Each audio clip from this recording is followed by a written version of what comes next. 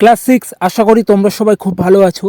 তো দেখো আজ তোমাদের ফাইনাল পরীক্ষা গণিতের একটি প্রশ্নপত্র এবং এই প্রশ্নপত্রের উত্তরগুলি তোমরা খুব ভালোভাবে দেখে রাখবে তোমাদের সুবিধার্থের জন্য। ওকে, আচ্ছা।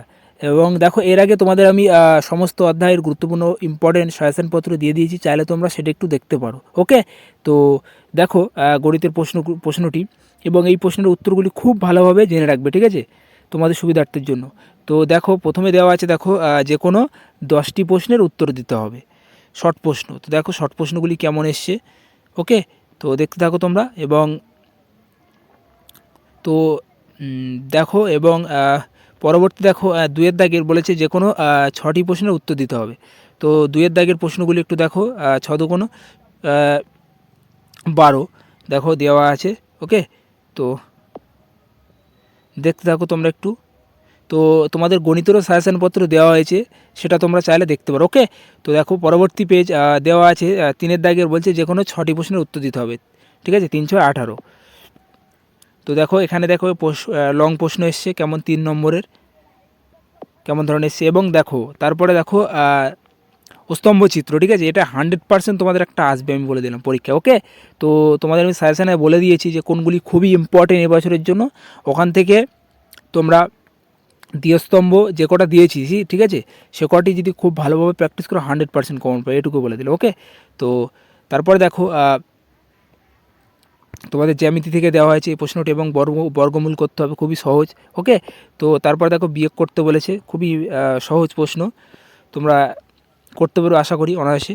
তো পরবর্তী দেখো জ্যামিতি থেকে যে স্কেল ও পেন্সিল কম্পাসের সাহায্যে 90 ডিগ্রি কোণ আঁকো, তাহলে 90 ডিগ্রি কোণ আঁকতে হবে। ওকে, স্কেল এবং পেন্সিল কম্পাসের সাহায্যে। তো তারপর দেখো প্রতিসম একটি রেখা দেওয়া হয়েছে,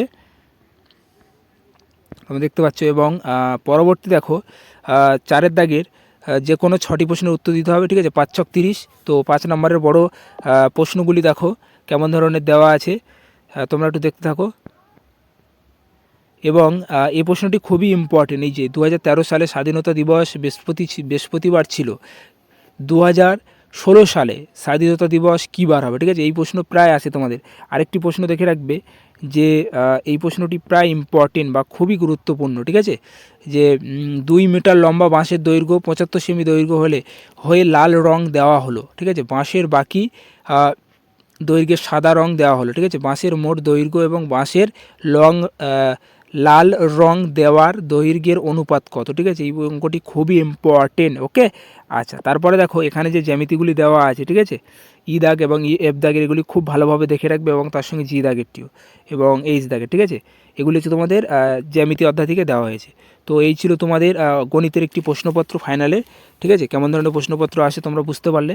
তো ভিডিওটি সম্পূর্ণ দেখার জন্য অসংখ্য ধন্যবাদ।